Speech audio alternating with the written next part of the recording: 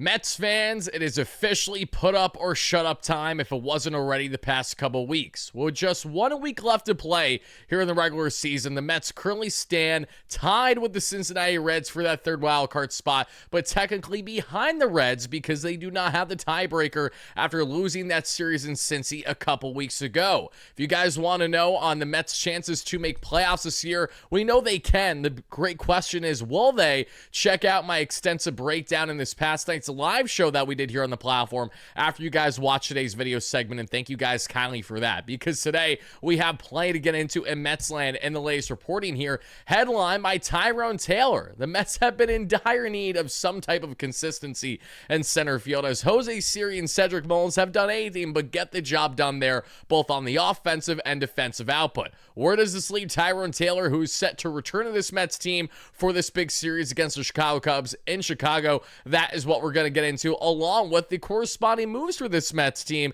What is that key decision going to be as we take a look at guys like Ronnie Mauricio, Luisangel Acuña, as well as, yes, Jose Siri. From there, we're going to talk about Kodai Senga, how he has fared in the minor leagues, what is next for him now, and if he can at all be a Swiss Army knife of a spark plug for this Mets team before everything is said and done this season. From there, we're going to get into a little bit more on the farm. How have these top prospects performed now that their season has, for the most part, come to an end, excluding some playoff runs there in the minor leagues. And to wrap up the show, everybody, we're going to give you guys a sneak peek into that Cubs series yet again, but we did break it down extensively along with everything else in Mets land in our live show from this past day that you guys can check out. As I mentioned, hit that like and subscribe button on your way in, as it's always greatly appreciated, everybody. It has been nothing short of a pleasure to cover this Mets team all season long for each and every one of you as we reach a close over this next week. At minimum, if maximum, maybe they're going to have a deep playoff run. We'll have to see it to believe it, but thank you guys for the support all year long and what has truly been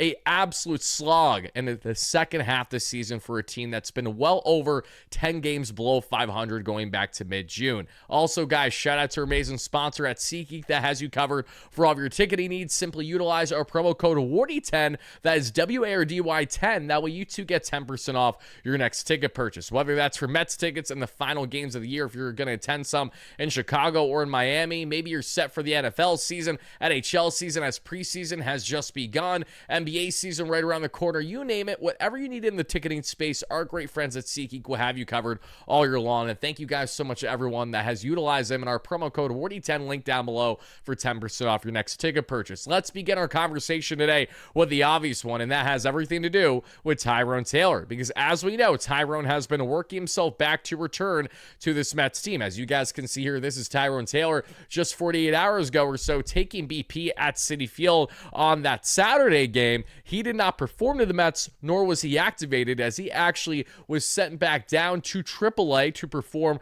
right around the block for me as a PA resident there in the Lehigh Valley against the Iron Pigs for that final AAA game and series for the Syracuse Mets. And in the process, we saw Tyrone Taylor poke himself a nice RBI single that you guys will see there. Drops, and it gets down for the nice little bloopy that drives in a run. And a plethora of Mets prospects performed in this series against the Iron Pigs. Sadly for me, who was in attendance for one of these multiple games in the series, I saw Kodai Senga toe the rubber for his latest start there for Syracuse. He, one, didn't perform well, and two, the offense did nothing, yet they performed in basically every other game that's happened. So in a very fitting fashion, on that Mets off day, in which I attended over the past couple of days, lo and behold, the Mets, baby Mets, had nothing to provide offensively either. It's something that's been a commonality between the two teams in great stretches that we have seen this season. But the reason why we amplify Tyrone Taylor is because it is officially official today at the time of you watching this, or it will be officially official shortly after you've watched this, that Tyrone Taylor has been officially activated by this Mets team for that Chicago Cubs series against those Cubbies. And the Cubs, as we know, are coming off of a 4-game slide against those Reds in Cincinnati, so there's a lot at stake, more for the Mets than anyone else, but a big series nonetheless that we will recap to preview before we wrap up the show. But Tyrone Taylor returning this Mets team is vital, because while I understand Tyrone Taylor in himself hasn't been anything overly fantastic as a player this year, when you bear in mind the struggles that the Mets have had with other players on this roster, let me enlighten you just how bad things have continued to be in that regard. And yes, you have to bear in mind injuries are a heavy factor behind this, but you also say to yourself, fully healthy, just how much output what we have gotten from the following players this season. And it begins here with the player who has been with the Mets over the past couple weeks, returning from his multi-month-long leg injury, and Jose Siri. And in this small sample size of just 15 games so far this season, 5 of which since Siri has returned from his injury this year,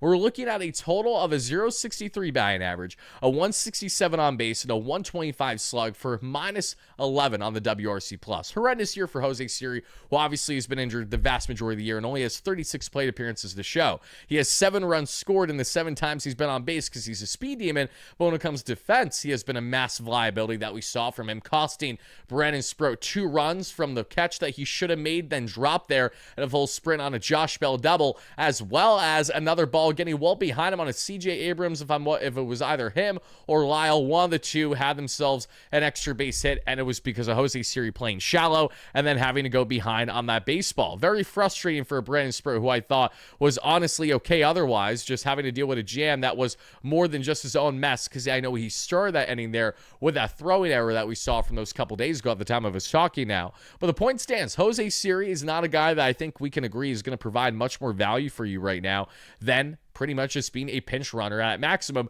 a very good late game defender. But the problem is that the Mets acquired Jose Siri to be this huge weapon, both defensively and base running at minimum. Offense, we know, is Jekyll and Hyde. If you looked at his baseball savant numbers entering the season, Jose Siri had north of the 99th percentile in outs above average and sprint speed. So elite defender, elite speed, and elite arm strength, amongst the best in all of baseball in that regard. When it comes to striking out, he led all of baseball in strikeouts last year that we saw. The guy's going to strike out far more than he's going to hit, unfortunately. And that's been the story of how bad his plate approach has been. But if Siri can find any semblance of consistency, we know that he can be a weapon utilized in the latter half of this Mets lineup and order. The problem, though, is that with only 6 games left this season, the Mets don't really have any time to waste here to get immediate production. And Tyrone Taylor checks off more boxes than not only Jose Siri, but what you could rightfully argue with one that we have gotten this year in Cedric Mullins. Because by all means, Cedric Mullins is not a terrible player, but he has been nothing short of a liability for the most part for the Mets since they've acquired him, leading back to the July 31st trade deadline. This season, Cedric Mullins has 17 home runs. We're looking at 58 runs scored, 59 RBIs in 139 games, a 218 batting average, a 300 on base, and a 394 slug for a 95 WRC+. So just below league average as a hitter. But that doesn't tell the whole story of Cedric Mullins, because when we go on to look at Cedric's stats this season, not what he's done necessarily with Baltimore, but more so what he hasn't done so far with the New York Mets here. What it will tell us here, shout out to Baseball Reference as always for these nice little splits. With the New York Mets so far in 40 games, yes, Cedric Mullins has played 40 games with Mets already this year. We are looking at just 2 home runs, 10 RBIs, 4 doubles, 15 walks, 8 stolen bases. The base running has been the problem with Cedric. It's been everything else. 16 runs scored, and a 188 batting average, a 287 on base, and a 291 slug for a 577 OPS. And that is good currently for what we're looking at, right around 35% below the average per OPS plus. Terrible numbers for Cedric Mullins, who has not been able to be a proper fit here in Flushing, Queens as a longtime Baltimore Oriole through and through. So what does this mean, everybody? It means that the bar is so effing low for the Mets in center field that Tyrone Taylor, who could not hit a beach ball for 2 months this summer, is still the most feasible option for this club. And the reason for that is because of everything that I just relayed to you. The Mets don't have a better option. You could say, give Carson Bench an opportunity. Okay. I mean, in one hand, you really don't have much to lose at this point. But at the same time, if Bench can't provide anything for you for the final week of the season, then you have a problem because you have a prospect here who you might hurt the confidence of, 1, but 2, then you put him in a circumstance where there's a final week of play and you let a guy who couldn't hit a beach ball either because he hadn't had any major league experience. So I will be far-fetched to believe that a guy like Carson Bench is going to get the call before the season is officially done. So let's go with the guy that's likely going to be getting continued at-bats, and that's Tyrone Taylor. You look at Tyrone's numbers, 2 home runs, 33 runs scored, 25 RBIs, 11 stolen bases in 109 games this year, a 218 average, a 277 on base, and a 315 slug, good for over 30% below league average as a batter. Now, why at all would the Mets favor Tyrone Taylor over the other 2? And it goes back to what I said. The bar is so low that Jose Siri is looking like a liability defensively. That completely changes the game and what his value is to this team. His value is solely base running right now, barring changes in what he may be able to do should he get playing time this week. Cedric Mullins, who has thrived against left-handed hitting this year, has not properly been utilized by Carlos Mendoza and lefty-lefty matchups especially. He has actually deviated more away for Cedric Mullins to face lefties than to actually, go ahead and have a better favorable matchup. It hasn't made any sense. I don't know if Carlos has gotten the idea yet that he has reverse splits this year, but we see we're almost 2 months in the Cedric Mullins run here, and we still have not properly utilized him in either way. Nor has Mullins handled the competence, which is center field. He himself has not looked good at all in center. He has been a liability. He's misplayed multiple baseballs that we've seen over the past calendar week, and he's looked like a deer in headlights when speaking to the media about this exact topic. So Cedric is a guy that we know we're going to go on a limb, will not return after this season. Siri will, because he's under contract unless the Mets decide to fully part ways with him. But Tyrone Taylor is someone who has shown the flashes of substance as a New York Met. And this goes back to the little slivers that we've had this season, especially earlier in the first half, in the first month and a half or so, as well as what we saw last season. Let's not forget, Tyrone Taylor outplayed Harrison Bader single-handedly, did a very good job of it to become more of the Mets' everyday center fielder between the two heading into postseason play. And while Tyrone himself is nothing stellar of a player, he does check off the boxes of being an elite defender. He's over +5 per Fangraphs, which is why he currently is actually a +4 player this year, even with how negative his bat has been. His bat, while it's very Jekyll and Hyde, we know that Tyrone can heat up, and we know that he has been able to be a flash in the pan for you in the latter half of that order, batting 7th, 8th, or 9th as a fastball-hungry, heavy hitter. We have seen these things with Tyrone, so nothing should be shocking should he go out returning from his injury and actually perform fairly well in what is a very deep lineup, all things considered, for the Mets, as long as they play to their caliber. And it's crazy to say this because a couple months ago we were longing for the DFA for a guy like Tyrone Taylor, but now where would we be without him, you could rightfully argue. Where we would be is where we have been, and it's been a problem when we look at the center field configuration. So Tyrone Taylor, listen, the bar's low, but we need something there. We need something to get us going, and he might just be able to help in that regard, at least balance things out a little bit in the latter half of the order one, but just keep things sound defensively, because when we look into that Chicago Cubs series in Miami, it has all the writing on the wall for the Mets to have more fundamental issues defensively in center field. I will not at all be surprised if that continues to be the case in Chicago, but where that can be limited and where that can be hopefully completely eliminated from even becoming a reality is Tyrone Taylor getting fairly starting reps in this series, looking hopefully good, looking healthy with that hamstring, as he has also welcomed a new baby into this world, him and his wifey. So congratulations to them. Hopefully that dad power leads to dad strength and dad consistency when it comes to stepping up every single day and doing what you need to do, regardless of if you want to do it or not. Because as someone like myself, as a young father, can say, there are days where you don't necessarily want to do everything that you have to do that entails to be a dad, but you do it because you know it's for the betterment of your children and because it's going to make you feel better about yourself at the end of the day. And both those things always tend to hold true. So Tyrone Taylor, welcome back to the Metsies. We've actually missed you, believe it or not, and hopefully, fingers crossed, we can get something going here defensively, so that way we can focus more on solely the greater task at hand, which is this rotation, and be competent at an offense to find consistency that's been in what has been an otherwise very inconsistent 2025 season. So let me know, guys, down below your thoughts on what you think Carlos Mendoza should do best about the outfield configuration, having 3 outfielders to choose from, and do you believe that Jose Siri should be cut ties completely right now, or do you think he should stay on the roster? If you're asking for my opinion, truthfully, I think Siri should stay on the roster, and if he isn't, that's okay. I'm not going to lose sleep over it, but I would make the argument as to why he should, because he is, in my opinion, the best base running option this Mets team has on the entire roster. He's even better than Luis Angel Acuña, in my opinion. And I love Acuña. He's a speed demon, but Siri's taller, just as fast, and has more reach, sliding to second and third base.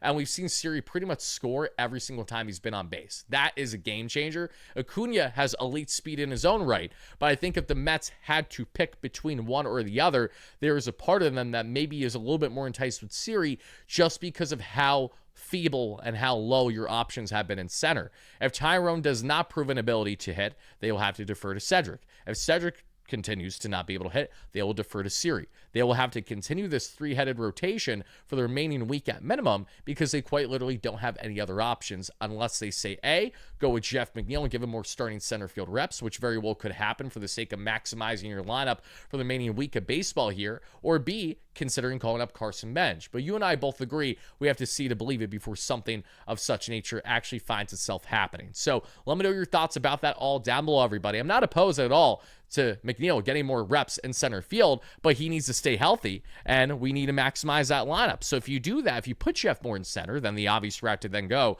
is Brett Beatty back at second, Mark Vientos at DH, and Mark Vientos at third base, and there and Marte at DH. Unless you want to go with a Ronnie Mauricio route there at DH, which brings us to another great question conversation here, and that is as follows. Should Ronnie Mauricio be the man to be sent down? Because the Mets have no proper use for him, per se, you could argue right now. And it's okay that they send him down or just take him off the roster at the moment because the AAA season has come to an end, meaning that he will not have that final minor league option burned. If he played 3 more games of the minor leagues this year, his final minor league option would have been burned heading into 2026. That, my friends, is the main focal point as to why he has been on the roster the past calendar month, even while the Mets have barely played him. Yes, they purposely kept him on the roster when they could have utilized that roster spot potentially for something else, for the main purpose of making sure that they had more control and flexibility in his contract heading into next season. Whether you think that's the right move or wrong move is entirely up to you, but that is, in essence, why the Mets made that decision. And when we evaluate Ronnie Mauricio's role on this roster, does he provide more power than Luisangel Acuña? Yes. Does he provide better base running than Luisangel Acuña? No. Does he provide better defense than Luisangel Acuña? No, he does not. So the fact that Mauricio only checks off one of these 3 boxes, or at least Acuña checks off 2 of the 3, inclines me to believe that Mauricio's tenure with the Mets very well could be coming to an end here. And should that be the case, it isn't overly surprising, as we mentioned, because of the things I just stated, as well as just Ronnie's fact that he has been in so few and far in between situations here. It's hard to envision the Mets are going to be rocking him down the stretch here. Could they? Maybe. Maybe the Mets see more value in Mauricio than Acuña at the same time because of his ability to dictate the game with that bat. Now, where I do find Acuña as a more feasible option has to do more with Acuña's ability to get on base. Whether it's luck or whether it's great at-bats, Acuña has had this sneaky ability to get on base at a solid rate with his contact ability. And whether he's constantly behind baseballs with his swings or not, he is making things happen with his legs through and through. And I'm sure the Mets are valuing that to a degree. So whether it is going to be Jose Siri, Ronnie Mauricio, or Luisangel Acuña, it is obviously going to be one of those 3 players that the Mets part with. Then you have to ask yourself, you're in the final stretch of the season, do the Mets at all consider someone that has not been on the team actively going forward instead of multiple great pinch running options and say Siri and Acuña? Do they consider someone like a Jared Young who may have a greater potential to give you a pinch hit home run off the bat that we saw him do off the bench a couple weeks ago when he was on this roster last, over maybe some of those other guys that provide more defensive and base running upside than bat-to-ball skills? Now, this lineup should be able to get enough offense going, in theory, and they should. Key emphasis on should. Will they? That's a completely different discussion. That's what we're going to have to wait and see with our own very eyes as we watch these Cubs games together, everybody. So, when we look at this Mets roster and we look at Ronnie Mauricio, he himself, when we take a look at a guy like Ronnie, he has been Jekyll and Hyde this year. Acuña has been Jekyll and Hyde, but he's batting right around 238. You know, with a WRC plus that leaves a bit to be desired. When we look at someone like Ronnie Mauricio, and we know that Ronnie obviously has fluctuated mightily in his playing time, I think the Mets truly just want to put whatever they think is the best option on the table at this point for their players. And Ronnie is someone that, as I mentioned, has power implementation upside, but because he's been used so fickle by the Mets this year, I'm not exactly sure how well that's going to contribute. Like, Ronnie does have better overall numbers besides the base running and defense than Acuña. He's got a 231 average, a 293 on base, and a 381 slug. That slug north of 400 is why he's in part been on the roster, and he's sitting just below league average, 10% to be exact. And this includes 10 RBIs, 4 stolen bags, 19 runs scored, and 6 home runs across 58 games and 174 plate appearances this year. So not sexy, not great, leaves a bit to be desired as well. But the point stands, the reason why the Mets are in the predicament that they are is because of one, that minor league option, and two, really just not having a lot of great options to defer to. The Mets are still a spring training away from really seeing what they want in Jet Williams and Carson Bench to try to compete for this roster. I don't believe that they are there yet, but if they do go there somehow, some way, it shows the desperation level by this team to get a spark fast in the final week of the season, which I don't blame them for trying to find, but it feels too little too late, and you're really forcing it at this point in time. So let me know all your thoughts, everybody, about the pros and the cons to sending down at least one of those following players, from Ronnie Mauricio, Luis Angel Acuña, or Jose Siri. As I mentioned, it's going to be one of those three, barring changes. So when you officially find it out, if you have not officially found it out by the Mets reports that they will drop on X later today at the time of this video dropping, you guys, again, can let me know all your thoughts down below. We have a couple more topics to hit on before we get out of here, and it starts here with Mr. Kodai Senga, because as we know, Kodai did not look good in that last outing that he had against the Lehigh Valley Iron Pigs this past week. I was in attendance. He went 3.2 innings. He came batting practice, couldn't get out of his own mess. That wasn't good. So what does that mean moving forward? Carlos Mendoza did speak to the media over the past couple days and stated that he'll be throwing in the backfields that you're going to see in Florida now that the Syracuse Mets season has officially come to a close. Is it a lock that Senga returns to this Mets team? No. But as I was asked in my segment with Brandon London of the New York Post, that I will be relaying to you all here in our content here just the next couple minutes before we wrap up the show. That's how we will conclude it, as a matter of fact. I can tell you that Senga is one of the lone X factors that the Mets still have, because if there is somehow, some way that Kodai Senga can be a feasible option for the Mets, even in a piggyback circumstance where he's utilized as, say, a 3-inning reliever. We saw Clay Holmes do so handsomely well against the Nationals this past weekend. I just hated the idea of starting Manaea again, because we all knew that wasn't going to end well, and coloring me shocked, it didn't end well across those 3 innings, allowing 3 earned runs. But the point here is that Kodai Senga's stuff can still be fantastic for this team. And it's hard to envision a world where Kodai Senga isn't even on your playoff roster if you F around and make playoffs this year. And Kodai is someone who I think makes perfect sense in piggyback circumstances if he can handle it. The problem is, nothing about his mental fortitude has told us that he can handle it. We know that Kodai's handled plenty of adversity since arriving with the Mets, but we know that these injuries have not only plagued him the past calendar year and a half, but we have seen an inconsistency in his play as a result. Kodai has not looked good in all the instances that he has returned from injury for the most part, and the only time we've seen him look good over the past calendar year goes back to when he first came back from injury summer last year and then went down that same game of the Braves with his leg injury, as well as what we saw to begin this season up until he suffered yet another injury that we saw in June. Up until that point, he was looking like the ace of this rotation in a lot of ways. And we know Kodai can get back to that, but it all comes down to here. It all comes down to the confidence, and it all comes down to overthinking. He's such a meticulous and, in certain ways, a very anal player in how he goes about his way of thinking and how he goes about his way of healing and his way of processing. And that's okay. Pitchers are very meticulous and very on it in that sense. But it's hurt this Mets team in trying to work around him about how he needs to be kind of specially fitted in the rotation as 6-man, among other things. So knowing that the Mets have not gotten true quality out of their rotation in more ways than one this year from their veterans leads me to believe it's still likely, it's probably in the best interest that if Senga does return to them over this next week or so at any point in the week, that it'll probably be best to be utilized in that kind of a reliever role, barring changes should the Mets say have more rotation issues that we don't know about yet because we haven't watched the games yet against the Cubs and or Marlins to conclude the regular season. So that's still wait and see, but the news on Senga is that he will continue to throw there in Florida. He'll be throwing a bullpen or so, and then they will move on from there. If that goes well, it does appear that Senga will probably return with the Mets before everything is said and done this week, because they really do just need to see if he's someone that they can utilize again. And there's a reality where they may most certainly have to, given their status right now of their rotation getting a lack of length and uncertainty with your young rookie right-handers. Not that they haven't performed well, because they most certainly have for the most part,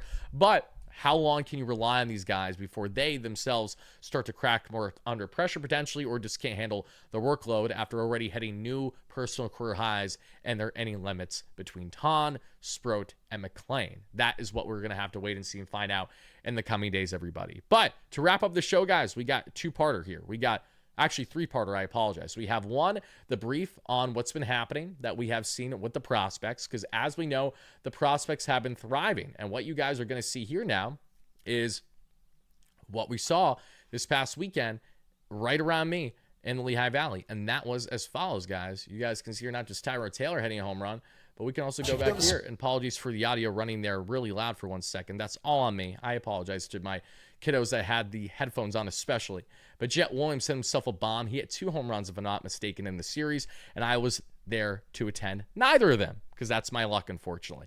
But Jet hit himself a bomb. He finished his Syracuse season strong, as did Ryan Clifford. You guys can see here.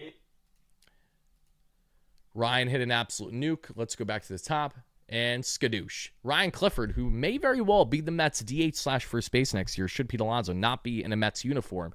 Make sure you're paying attention to Ryan. He is one of the hardest hitters in the Mets minor leagues, and he is, I would say, at absolute worst, a half season in 2026 away from making his major league debut. I do think he will be here sooner rather than later, and that power is going to be a heavy factor as to why. And that power may go in direct hand as to why the Mets don't seek a player in Kyle Schwarber as much as I would otherwise want them to this offseason. And yes, I do want Schwarber bombs in Queens the same way that I don't want Schwarber bombs to continue in Philadelphia. Now, to go on from Ryan Clifford, we have another man, and that's Mr. Carson Bench.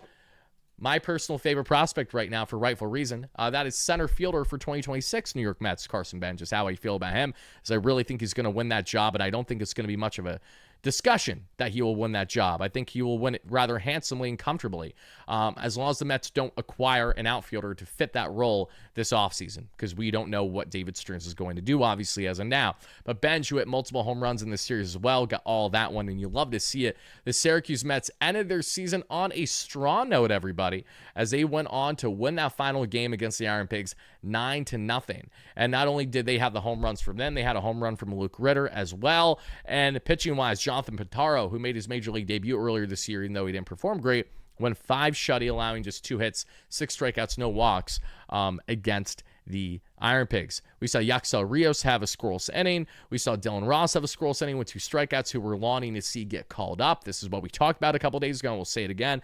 The Mets should absolutely consider calling him up if they haven't already. It's a shame that he has not been called up yet, because I think that that is an arm the Mets could really see if they have like a huge flamethrower to consider. Towering frame 2 in Ross, I think, could benefit this team now and also be one of the better reliever options for the Mets right now, and what has been a very up and down bullpen, even though I will say it has performed a little bit better as of late, including the resurgence of one Ryan Helsley.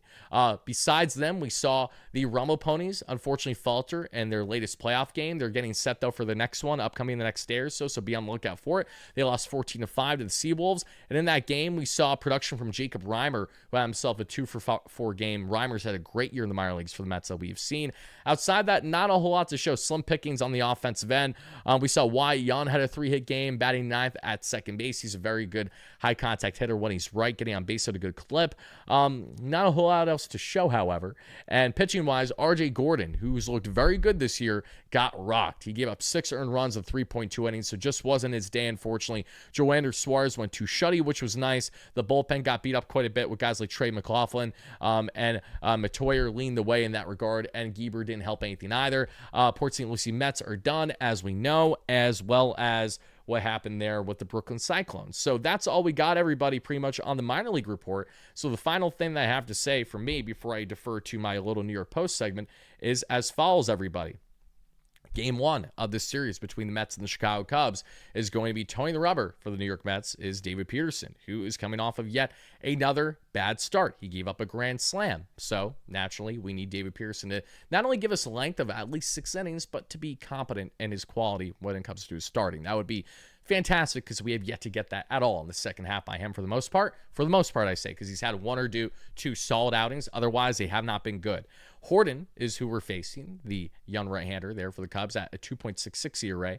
Game 2, as of now, barring changes, will be Jonathan, Tony the Rubber, coming off of his best start yet as a New York Met, facing off against the veteran southpaw and Matthew Boyd for that 8:06 or 8:05 p.m. Eastern game. Then the series finale, a night game, Shota Imanaga, who's a really, really rock-solid southpaw, doesn't go too deep into games, but has been good with his 3.3 ERA, facing off against Mr. Nolan McLean. And as long as McLean is slated to pitch, as we expect right now, the Mets at minimum have to win 2 out of 3. If the Mets do not win this series, they are more than likely not making playoffs. If you didn't think that they were going to make playoffs before, they most certainly are not going to make playoffs if they lose 2 out of the next 3 days. The only way that doesn't happen is if the Reds are somehow worse. It's hard to envision that, as the Reds are getting set for a series against the Pirates, whereas the Mets are getting set for a series against a Cubs team that, yes, the Reds just swept, but the Cubs had really good success all month prior besides that series. So I'm inclined to believe the Cubs are looking to bounce back after being swept in those 4 games in Cincy, now back at home at Chicago when they have one of the best records in all the National League at home this year at 46-29, if I'm not mistaken. The Mets have a slightly better record with 49 wins at home this year, but still, this Mets team is north of 15 games below 500 on the road. So to say that this is a vital series for them is an understatement to right the ship and to do something that they haven't done well all year long, and that's play good baseball on the road. Francisco Lindor, who you guys seen the highlights beside me to a degree, falls in that category. He has been the most glaring, obnoxious player who has not performed well on the road versus at home. At home, Lindor has an over 900 OPS, we have seen, batting right around 300 or so, looking fantastic. On the road, he's batting .211 with an OPS of 662 or so, which currently is right around 30% below league average versus him batting 30% above league average at home. That's drastic. And Brett Baty falls in that category too. Baty's been dominant at home this year. Really, really good. One of the best Mets hitters at home, as a matter of fact. On the road, though, he doesn't even have a 600 OPS. He's not even batting the Mendoza line. So Brett Baty, who has an 860 OPS or so that we've seen in the second half this year, we need him to continue his great consistent play, but this time on the road. The same way a Mets team that runs through and through, led by Francisco Lindor, even with Juan Soto now being the guy offensively, Lindor is still in a lot of ways the guy when it comes to being a leader of this team, and obviously a guy that's one of the best players on the roster. Lindor himself needs to get his head out of his derriere when it comes to his home and away splits. He needs to rely more on hearing My Girl by the 1,000 strong at Citi Field every single time and actually start to build his own personal momentum. If he is unable to do that, it's really hard to envision the Mets getting anywhere in the final week of the season. But if there's one thing to be optimistic about, and I stated this in last night's post-game show, and I will say it again, not post-game, or just live stream on if the Mets will make playoffs or not. Will they? Rather, the Mets didn't crack playoffs until the final game of the season last year, even with all the success they had in the regular season. I know this is not an ideal circumstance as to why the Mets are in the position that they are, but the point stands. They're still right in the thick of things, and even if it comes down to the very wire till the final day of the year, you cannot count this team out just yet. Until they're officially ran off, they're still right in the thick of it until proven otherwise. So, Mets fans, thank you so much for watching. Hit that like and subscribe on your way out. Now, folks, for the final 10 minutes, let's defer to my latest segment there with Brandon Lund of the New York Post, breaking down who's most to blame for the Mets' struggles, as well as what they could potentially get right for the final week of the season, along with plenty more here in Metsland. Take a look, everybody, and thank you guys again so much for watching.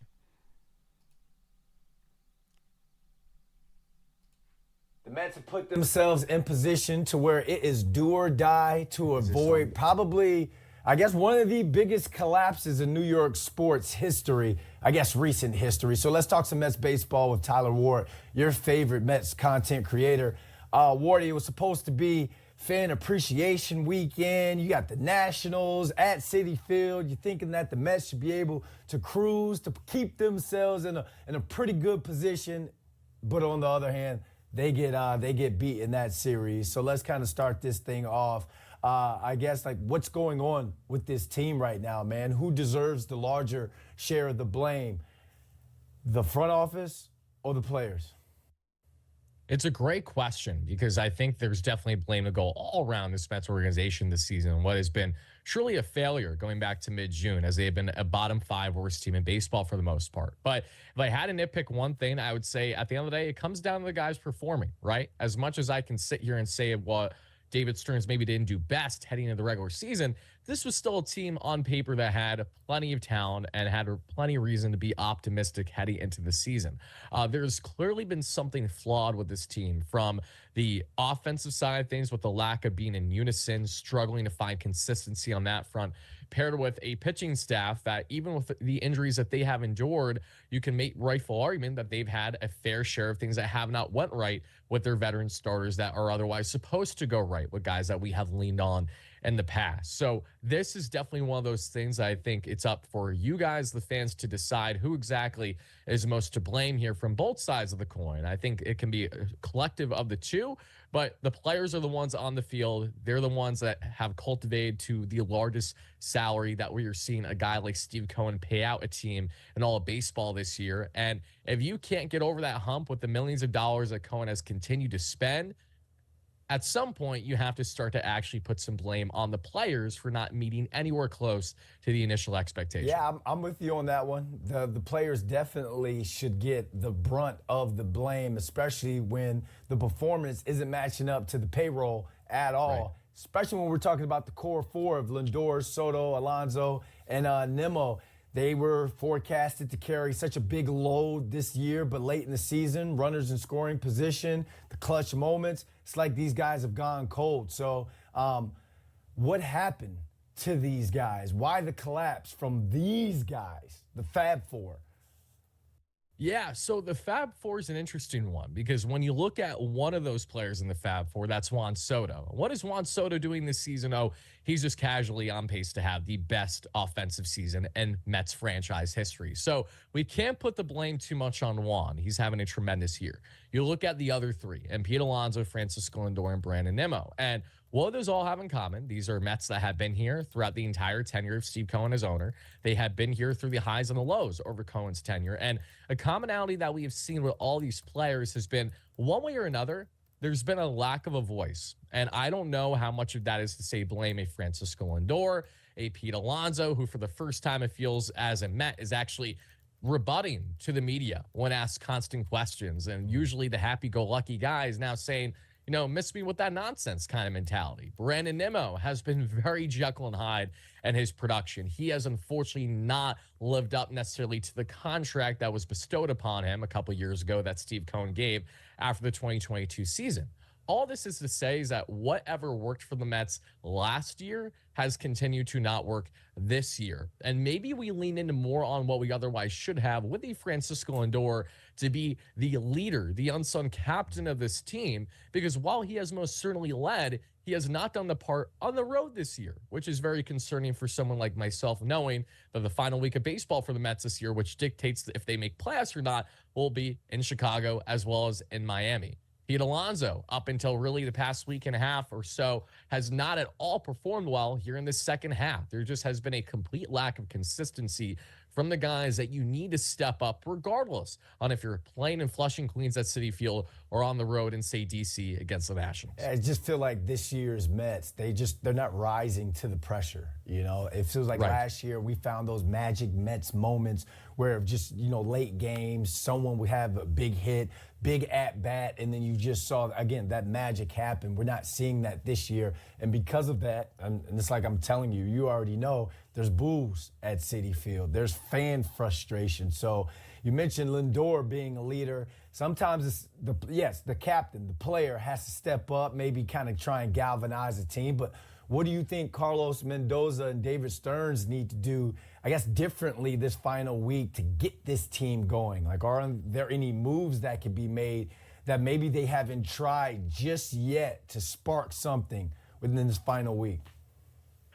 I would say at this point in time, there's only one true uncertainty when it comes to maybe finding a spark, and that's Kodai Senga. You know, I was in attendance. Senga pitched his second game there against the Lehigh Valley Iron Pigs, the Phillies affiliate there in Allentown over the past couple of days, and he got rocked and was out of there in right around 3.2 innings. And that's a problem because the Mets have been reliant on guys initially heading into the season like Kodai and like Shamanaya to be their aces of this rotation. Yet we sit here talking today, you know, getting closer to the end of the year now, obviously, a week left, And Shamanai looks nothing more than a reliever option for you. Kodai Senga looks like someone that at best you can have as a reliever option right now. So what is the uncertainty with someone like Kodai? That is yet to be seen as if the Mets can get him right in time over this next week, as he'll be reportedly pitching there that we're going to see in Florida now that the Syracuse Mets season has come to an end. Pair that with Tyrone Taylor. And I know it's kind of crazy to say this because Tyrone felt like he really couldn't hit much of a baseball for a 2-month span this summer, but he started to heat up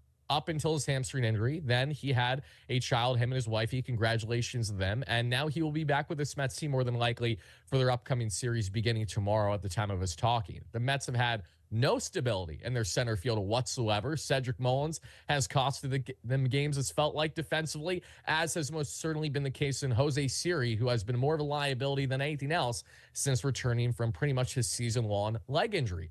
Goes without saying, the Mets need to fortify these respective areas, because if they don't, then it's hard to envision them getting where they want to be down the stretch here.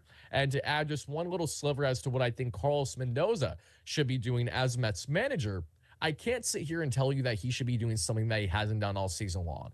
It just hasn't worked. The lack of voice has been completely apparent. And even while these guys have been properly preparing for every game, they have relayed, oh, we have the talent on the roster. I mean, talent's great and all, but talent's fickle when you can't bring this talent together in unison. They were able to do such a great job of that a year ago, building around the excitement of Mr. OMG and Jose Iglesias, a veteran JD Martinez that spoke in Mendy's ear to say, hey, we should call up Iglesias. You can tell that the Mets are lacking maybe more of that, not only veteran leadership, but just that feel, that in-game feel that we haven't seen for the majority of the season. And that's where it really is up to not only Mendoza, but this entire team to come together and say, hey, we have a week left of baseball to play. It's out of our hands with playoff control. Let's go out there and put forth our best effort, different than what we have done so far this season. You have to go in there playing a little loose, having some high risk, high reward, because if you play conservative, you're going to find yourself dropping potentially for your next 6 games and most certainly not cracking playoffs this year. All right, so looking ahead, if they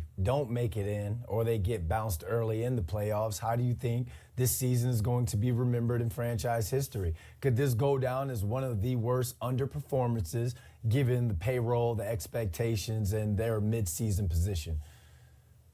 Yes, to say it's an underperformance is an understatement, but something that I respectfully have a little bit of a disagreement with, including our great friend here on the platform and Joel Sherman, who does a great job at the post, is Joel, I know, stated how he believes how if the Mets continue this collapse in 2025, that'll be the worst collapse basically in Mets franchise history. And my one counter to that is this is not a collapse that just started. The 2007 Mets was a great team to the bitter end. And then at the bitter end is where it stuck and was bitter. The Mets fell flat on their face right down the stretch and couldn't make postseason. Any fan that's been covering this team, let alone watching this team all year long, knows that they have not been a good baseball team for over half a season now. It's been over 80 games. I'm playing over 10 games below 500, north of 20 games below 500 in many instances and stretches. So as long as you've been following along with this Mets team, you should not at all be surprised by the reality that they are just grasping on to that 21-game lead that they had above 500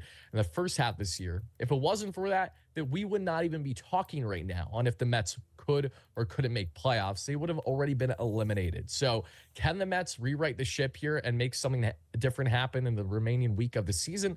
Well, we have yet to see that, but what we do know is that what we have seen this year has been truly a 3.5-month slog of what has otherwise been just a bad baseball team. Wardy, appreciate you, man.